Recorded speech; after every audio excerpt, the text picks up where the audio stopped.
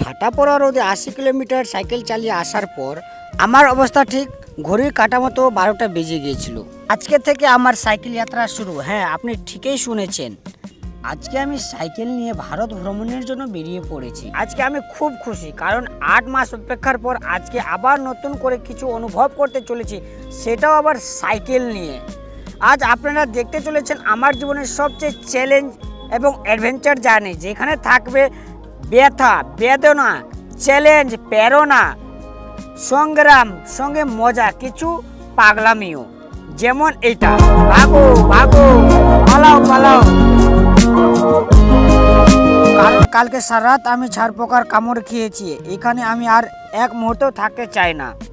আনন্দ, excitement আজকে আমার শরীর দিয়ে যেন লাভা বেরোচ্ছে, কারণ আজ আমার ২ বছরের স্বপ্ন পূরণ হতে চলেছে। আর কয়েকদিনের মধ্যে আমি অমরনাথ সাইকেল নিয়ে দর্শন করতে চলেছি। মানে আশা রাখছি আজকে আমি বিহার ফারবিসগঞ্জ পৌঁছে যাব। এত গরম, উপর থেকে ফাটা পড়া রৌদ্র, তবুও আজকে কেউ আমাকে অমরনাথ যাত্রা থেকে আটকাতে পারবে না, যদি কিনা রাস্তার মধ্যে কোনো সুন্দর দৃশ্য চোখে পড়ে, যেমন এটা।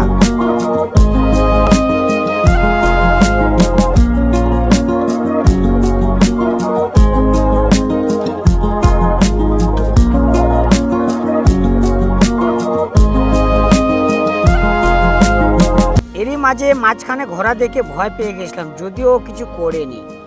এই ঘোড়ার সাথে ছবি তোলার আমার অনেক ইচ্ছা ছিল, কিন্তু বেলা বাড়ছিল, তাই আবার ভাগো ভাগো অমরনাথ চলো বলে বেরিয়ে পড়লাম। এখানকার চারিপাশের দৃশ্য আমাকে মনোরঞ্জন করছিল, গাছগুলো ছায়া দিচ্ছিল। এখানে আসার পর আমার সাইকেল ফুল স্পিডে হয়ে গিয়েছিল, মনে হচ্ছিল আমি মোটর সাইকেলে বসে আছি। অমরনাথ যাত্রায় আমরা খুব কম মানুষই গেছি, কারণ যে কোনো নিউজ চ্যানেল বা টিভিতে সব কিছু শুধু দেখি আর শুনি, যাওয়া আর হয় না। তাই অমরনাথ যাত্রার ধারণা আমারও খুব সামান্যই ছিল, কিন্তু যখন নিজের চোখে দেখব তখন জানি না কি হবে। এখানকার গাছপালা সব যেন প্রস্তুত ছিল। যত দূরে যেতে লাগলো রাস্তা ততই কঠিন হতে লাগলো।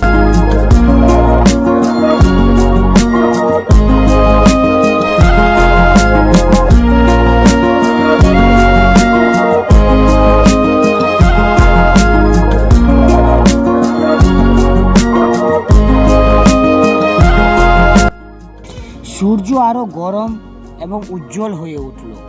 আমি অনুভব করলাম আমার কপাল থেকে ঘাম ঝরছে। আমাকে আরো শক্তি দিয়ে পেডেল করতে হয়েছিল। টানা ২ দিন সাইকেল চালানোর পর আমার শরীর ক্লান্ত হয়ে পড়েছিল, আর ২ সাইডে ঘষা লেগে আরো জ্বালা করছিল।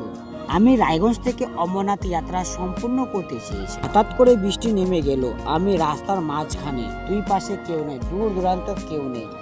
এই ব্লগটা এখানে শেষ করলাম, না হলে অনেক বড় হয়ে যাবে। দেখা হচ্ছে আবার নতুন একটা ব্লগে। যদি ভিডিও ভালো লেগে থাকে তো অবশ্যই একটা শেয়ার করে পাশে থাকবেন। হর হর মহাদেব।